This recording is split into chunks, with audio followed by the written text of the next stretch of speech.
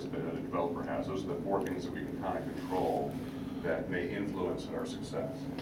So let's talk about core games then. We'll start looking at each of the different business models one by one. So to define core games, I'm thinking of boxed goods. So they're in a box, you sell them at retail, usually at stores like Walmart, GameStop has these games. And they're usually larger games. They take maybe 20, 30, 40 hours to play through the game. They're usually full price, $40, $50 US, maybe more. And a lot of times too, the games are so big that they actually have to be delivered on a DVD, not CDs anymore, but a very large disc.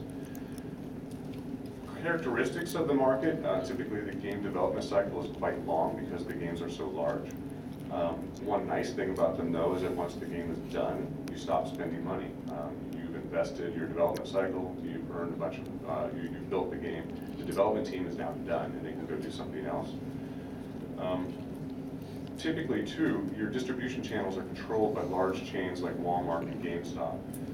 There's very few retailers that carry games anymore, and as a result, very few of them actually control most of the channel. If GameStop and Walmart are not carrying your game, nobody will find it. And as a result, there's actually limited shelf space. The way Walmart works, for instance, is that they maximize their revenue on a square footage method. They look at, in their stores, the amount of money every square foot of the store is making. If an aisle of shelves is not achieving a high enough revenue, then they change out what's on those shelves for something else. So if it's a row of games that they're selling and they're not making enough money per square foot, they will put Hello Kitty dolls or something on there instead. And they do that with the PC products fairly aggressively. And you'll see that a hot new game that's available will be there for a short period of time, and as soon as the next hot game comes out, they push the old one and put the new one on there. And so it's a very competitive place to try to get your product launched.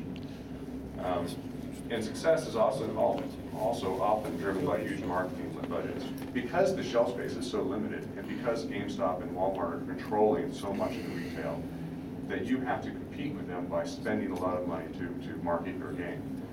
They will put your game on the shelf if they feel it's going to be a hit.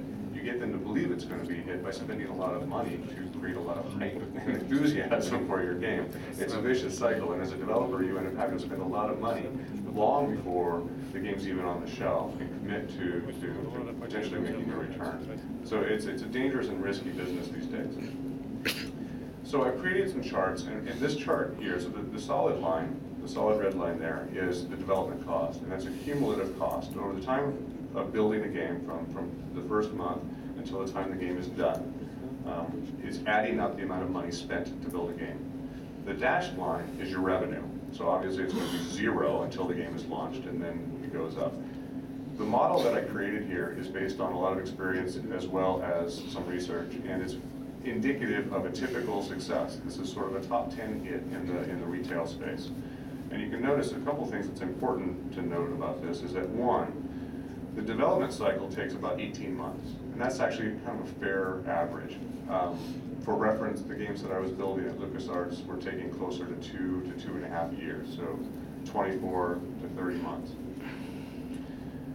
You'll notice too that right around month 19, so about 6 weeks after the game is done and your development team is hopefully taking a rest and on vacation, the game actually becomes available for distribution. And it takes a while. You have to build the box, you have to distribute it, you have to get it on the shelves, you have to get your marketing campaign started.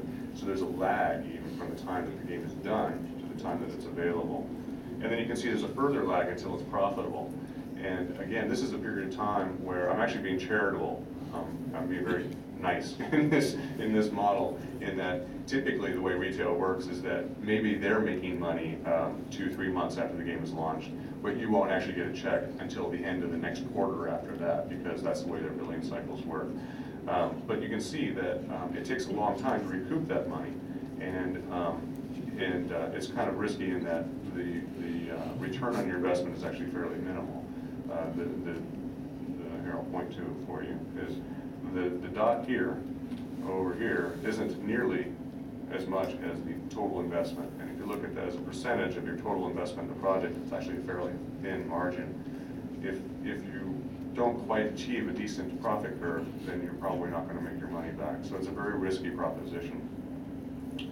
So the trends in the core space is that the channel is actually getting smaller. I mentioned that Walmart and GameStop control most of the market, most of the retail space. And they're getting, thank you. Well, you told me they would. Ребята, Walmart, GameStop, магазины в США. То есть, естественно, что все приводится на примерах ритейлов в США. Просто как для объяснения, потому что здесь совершенно другая практика.